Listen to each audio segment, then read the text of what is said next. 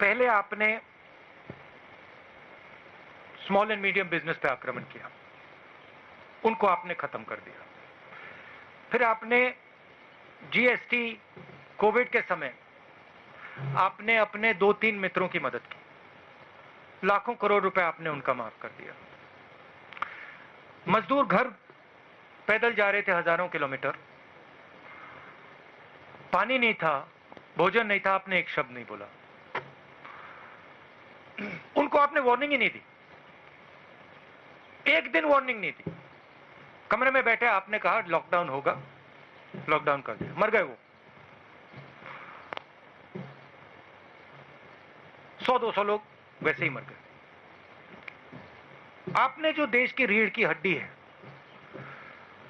जो इस देश को रोजगार देती है, स्मॉल एंड मीडियम बिजनेसेस को खत्म कर दिया है।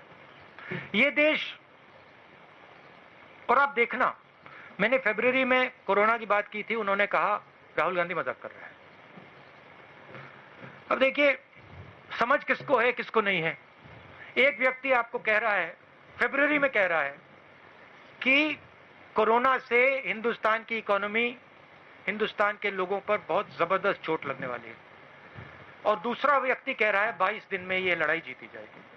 समझ किसको है ये तो आपको जज करना है, मैं तो नहीं कहूंगा।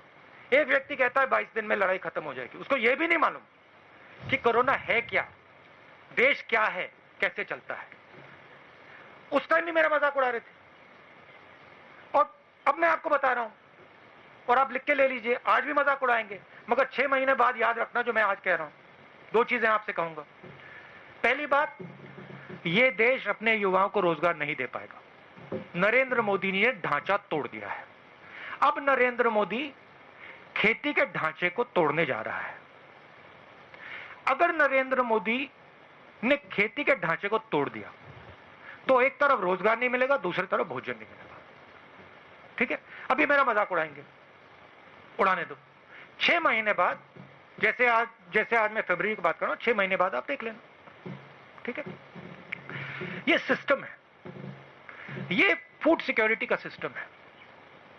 एमएसपी है, फूड डिस्ट्रीब्यूशन सिस्टम है, प्रोक्योरमेंट सिस्टम है, मंडियां हैं।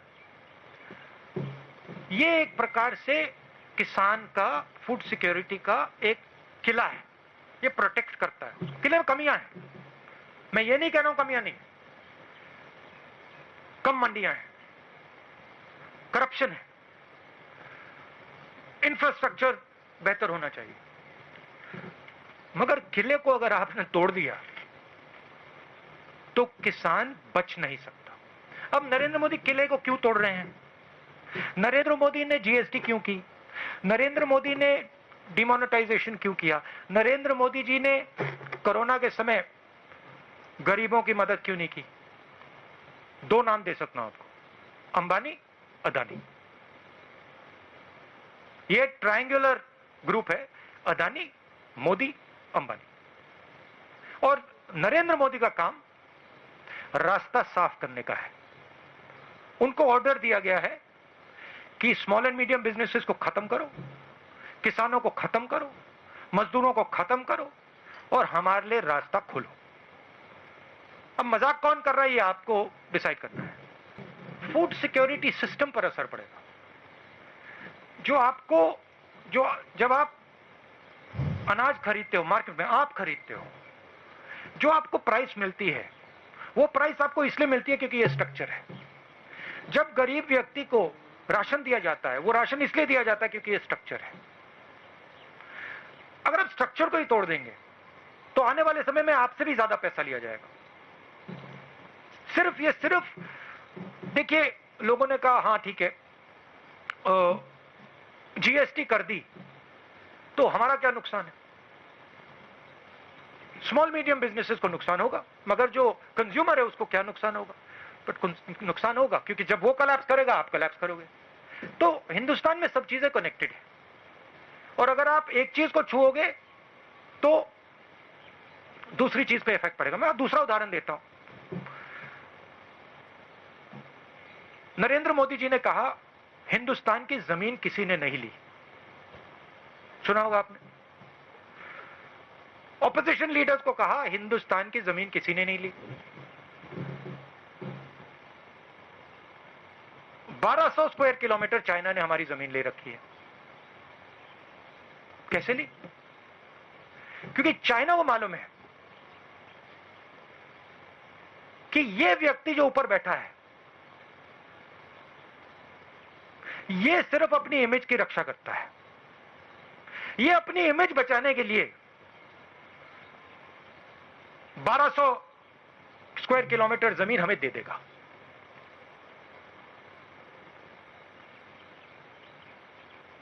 आप सिर हिला रहे हो, पूरा देश जानता है। आर्मी के किसी भी सिपाही से, जनरल से पूछ लो, आपको बता देगा कि नरेंद्र मोदी ने अपनी इमेज बचाने के लिए देश को झूठ बोला। भारत माता की बात करते हैं, भारत माता के 1200 स्क्वायर किलोमीटर नरेंद्र मोदी ने चाइना को दे दिए अपनी इमेज बचाने के लिए। रियलिटी है, मानो ना मानो। इसके बारे में नरेंद्र मोदी क्या बोलते हैं? आप कभी बुलाइए उनको प्रेस कॉन्फ्रेंस में, ऐसे खुल के बुलाइए, बात कीजिए उनसे। वो आपसे इतना डरते क्यों है? रीजन एक ही है, चाइना से भी वो इस कारण डरते हैं और आपसे भी इस कारण डरते हैं। वो सोचते हैं चाइना हमारी इमेज खराब कर देगा, वो सोचते हैं ये जर्नलिस्ट हमारी इमेज खराब कर देंगे। नरेंद्र मोदी जी को सिर्फ अपनी इमेज में इंटरेस्ट है। टनल में जाएंगे, अकेले जाएंगे, वेविंग हो जाएगी, मीडिया पे पूरी मोनोपोली है, सोचते हैं कि भैया मीडिया दिखाएगा मुझे टनल में। तो उनको सिर्फ अपनी इमेज से ऑब्सेशन है। जो भारत में हो रहा है उससे कुछ लेना देना नहीं। मेरी फीलिंग है कि शायद नरेंद्र मोदी ये जो 3 कानून है इनको समझते ही नहीं, मेरी असेसमेंट है। चाइना को 1200 किलोमीटर दिया है, ये भी इनका अचीवमेंट है क्या? नहीं, बीजेपी बोल रही है सर ऐसा कि ये बोल रही है कि उनका अचीवमेंट है कि 1200 स्क्वायर किलोमीटर हमने चाइना को दे दिया। उसका नहीं, जीएसटी का, नोटबंदी का या लॉकडाउन का। बीजेपी का ये कहना है कि जीएसटी आई या नोटबंदी आई कि उसके फायदे हुए, और उसका जो रेफरेंस दे रहे हैं वो कि हम जीते, इलेक्शन भी जीत रहे हैं। अगर पब्लिक में इतना रिवोल्ट था तो इसके बावजूद फिर इलेक्शन कैसे जीत गए? तो एक बात मुझे बताइए, आप मेरे से मत पूछिए, ठीक है? आप किसी भी स्मॉल बिजनेस वाले के पास चले जाइए, दुकानदार के पास चले जाइए और उससे पूछ लीजिए, उससे पूछिए भैया जीएसटी से आपका फायदा हुआ या नुकसान, अचीवमेंट है या फेलियर है। फिर उससे आप पूछिए भैया एक बात बताना, ये जो डिमोनेटाइजेशन है, 500,000 रुपए का नोट जो रद्दी किया था, ये अचीवमेंट था या ये फेलियर था? मुझसे क्यों पूछ रहे हो? आप जनता से पूछो, जनता बता देगी। मैंने बहुत लोगों से पूछा है, छोटे दुकानदारों से बात की है, व्यापारियों से बात की है, किसानों से बात की है। वो तो कहते हैं कि भैया इन कानूनों ने हमें नष्ट कर दिया, खत्म कर दिया। आप जाइए, थोड़ा यहां से बाहर जाइए, किसान से पूछिए, पंजाब के किसान से पूछ लीजिए, ट्रैक्टर लिए घूम रहा है, सड़कें रोक रहा है। अगर अचीवमेंट था तो वो बाहर क्यों खड़ा है? पटाखे क्यों नहीं बजा रहा हो? They are saying that a weak opposition across the country, including the Congress. Do you think that the general perception that is it so that the BJP is doing everything that they can just because the opposition is not united across many states and especially in Delhi and at the center? See, an opposition in any country functions within a framework. What is that framework? The framework is the press. The framework is the judicial system. The framework are institutions that protect the voice of the people. This is the framework. That entire framework has been captured. The entire architecture of giving voice to the people of India is captured and controlled by the BJP. You know that. Girl is raped. Neck is broken. Administration is attacking her. Administration is attacking the family. It's amazing. It is the result of a complete capture of the soul of this country. And it's a forcible capture. If it was captured with affection, I would be the first to stand by it. But it's a forcible capture. That's what we are fighting. And you will see, this fight will become more and more aggressive. आप जब भी कहीं जाते हैं, किसी issue को उठाते हैं, बीजेपी की तरफ से एक वर्ड है पॉलिटिकल टूरिज्म।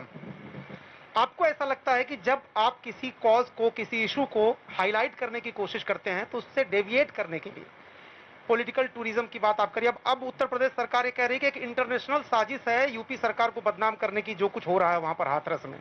या यहाँ पर आपसे सवाल ये पूछा जा रहा था कि गद्दी लगी थी, आप उस ट्रैक्टर पे बैठे थे। नहीं, मगर ये सवाल कभी नहीं पूछा जाएगा कि नरेंद्र मोदी ने 8,000 करोड़ रुपए के लिए 2 हवाई जहाज क्यों खरीदे। $1 बिलियन, 8,000 करोड़, उसमें कुशन छोड़िए, उसमें तो पलंग है पूरा। मतलब एक पलंग नहीं, 50 पलंग होंगे उसमें। ये नहीं कहते कि भैया हमारा जो प्रधानमंत्री है उसने 8,000 करोड़ रुपए का जहाज खरीदा। क्यों? क्योंकि उसके मित्र ट्रंप के पास जहाज है 8,000 करोड़ का, तो उसे भी चाहिए। ये नहीं कहते। ये कहते भैया राहुल गांधी, अमरिंदर सिंह जी गए, ट्रैक्टर पे बैठे थे, किसी ने कुशन लगा दिया। तो मैं वही कह रहा हूं, नैरेटिव चेंज हो जाता है। आप पॉलिटिकल टूरिज्म वर्ड इसको दिया जाता है। इसलिए मैं पूछ रहा हूं कि आप अगली बार जब कोई इशू उठाने की सोचते हैं तो इससे निपटने का क्या उपाय आपके पास है? क्योंकि देखो, मैं अपना काम करता हूं। मैंने जैसे बोला, मीडिया कैप्चर्ड है, इंस्टीट्यूशनल स्ट्रक्चर कैप्चर्ड है, उनका उधर डोमिनेंस है। मगर किसान पर जो अत्याचार करते हैं, छोटे दुकानदारों पर, स्मॉल मीडियम बिजनेसेस पे जो आक्रमण करते हैं, युवाओं के भविष्य पे आक्रमण जो करते हैं, उधर तो डोमिनेंस नहीं है ना। उधर मैं काम करता हूं। अब कहीं ना कहीं हिंदुस्तान के युवा को दिखेगा कि भाई यहां पे नरेंद्र मोदी जी टनल में वेविंग कर रहे हैं, मगर मुझे खाने को नहीं। किस बात की वेविंग कर रहे हैं वो टनल में, जब मुझे खाने को नहीं है, मेरे पास रोजगार नहीं है, मुझे भविष्य नहीं दिख रहा। तो कभी ना कभी रियलिटी, सच्चाई तो बाहर आती है ना। मैं पेशेंट आदमी हूं, रुक जाऊंगा थोड़ी देर। आपकी पार्टी बोलती है, आपके वर्कर बोलते हैं कि आप जब सत्ता में आए, आपकी सरकार कांग्रेस बनती है तो 3 बिल हैं जो आपने बोला कि हमने वो बंद कर देंगे। अगर वो बंद भी कर देते हैं, जो पोजीशन अभी है, कैप्टन साहब यहाँ बैठे हैं, पहले भी पोजीशन खराब है, खुदकुशियां हो रही हैं, उसके लिए आपके पास प्लान क्या है किसानी को बचाने के लिए? हमारे अगर मैनिफेस्टो को आप पढ़ें, और उसकी कॉपी मैं दे सकता हूं, उसमें क्लियरली लिखा है कि जो फूड सिक्योरिटी का सिस्टम है उसको हम स्ट्रेंथन करेंगे। आज 40 किलोमीटर के रेडियस में मंडी होती है, हम 4 किलोमीटर के रेडियस में मंडी लगाएंगे। हम इस सिस्टम को, जो इसकी कमियां हैं, उसको सुधारने की कोशिश करेंगे। मगर हम इस सिस्टम को तोड़ेंगे नहीं, क्योंकि हम जानते हैं कि अगर हमने ये सिस्टम तोड़ दिया तो किसान गया। अब सिंपलिस्टिक बात है, नरेंद्र मोदी जी को शायद समझ ही नहीं है, पता नहीं। अगर आपने सिस्टम तोड़ दिया, अगर पूरा एग्रीकल्चर का आपने सिस्टम ही तोड़ दिया, तो फिर किसान की प्रोटेक्शन कहां रही? तो हमारी जो फिलॉसफी थी कि हम जानते हैं कि मंडियों में कमी है, हम जानते हैं कि वहां पे करप्शन है, बट हम इस सिस्टम को रिफॉर्म करना चाहते हैं। वो कॉम्प्लिकेटेड मामला है, आसान मामला नहीं है। नरेंद्र मोदी जी जो सच्चा चैलेंज है उसको एक्सेप्ट नहीं करना चाहते। नरेंद्र मोदी कहते भैया इसको तो मैं उड़ा देता हूं। अब black money is a difficult challenge. Narendra Modi उस चैलेंज को एक्सेप्ट नहीं करना चाहते, कहते मैंने नोटबंदी कर दी, खत्म हो गया, क्या लगा। तो बहाना है। अमरिंदर सिंह जी अभी बैठे हैं, अभी हमने मीटिंग की अंदर, पंजाब के युवाओं को रोजगार दिलवा रहे हैं। सिंपल मामला नहीं है, कैची फ्रेजेस से रिजॉल्व नहीं होता, काफी कॉम्प्लिकेटेड बात अंदर चल रही है। ऐसे करेंगे, ये करना है, वो करना है। तो हिंदुस्तान को ये रियलिटी एक्सेप्ट करनी पड़ेगी। Punjabi should see my actions, right? And I can tell you, if you look at my political career, you can see my actions. Don't just look at my words. I came to Punjab and I've learned a lot from the Punjabi people. In fact, if you were to ask me, you have given me more than I have given you. So I have in a sense, a debt to you. Qarz hai. So in my mind, I believe that the people of this state, they have a particular spirit. That spirit has taught me quite a lot. I'll tell you a small story. I remember and this has never left my sister or my mind ever. It will never leave. I remember when in 1977, my grandmother lost the election.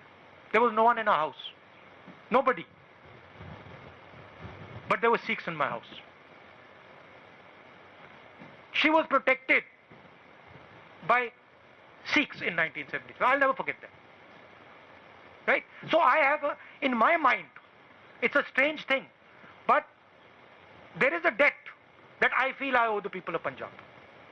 It's strange. In a similar way, I feel I owe a debt to the people of Tamil Nadu. I don't know why, but I have that feeling inside. So that's the first thing. Second thing is, look at my actions. Land acquisition bill.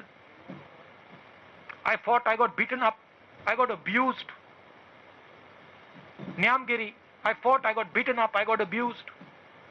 Manrega, abused. Right? Farm bill, I'm standing in front of the farm bill. I'm standing with the people of Punjab and saying, look, I've come here, I'm standing with you. I understand this is a risk for your future. So you look at my actions, you will see that I am a person who instinctively, I feel, when I see some injustice being done, I feel for that person, instinctively. If you see one strong man beating a weak man, automatically I am on the side of the weak man. This may be a failing. In fact, this is why I get beaten up so much in politics. It might be a feeling here. Every time I'm also thinking to myself, yeah, why? But I have that inside me. If I feel that injustice is being done to Punjab, I'll be standing on Punjab's side, no matter what.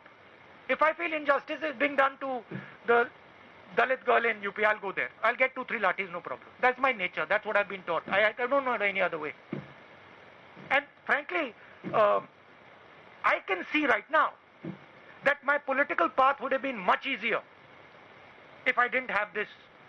अगर ये मेरे अंदर नहीं होता, but वो है, अब मैं उसको कैसे निकालूं? That's why people of Punjab should trust me. अगर किसानों को फायदा होता, तो नरेंद्र मोदी जी ने पार्लियामेंट हाउस में डिबेट क्यों नहीं कराई?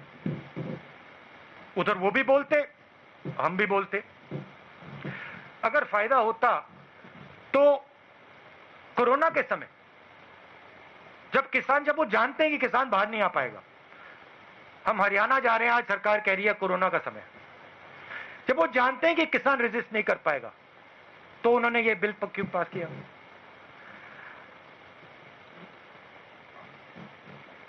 ऐसे प्रेस कॉन्फ्रेंस में बैठ के क्यों नहीं बोलते नरेंद्र मोदी जी कि ये किसानों के हक में है?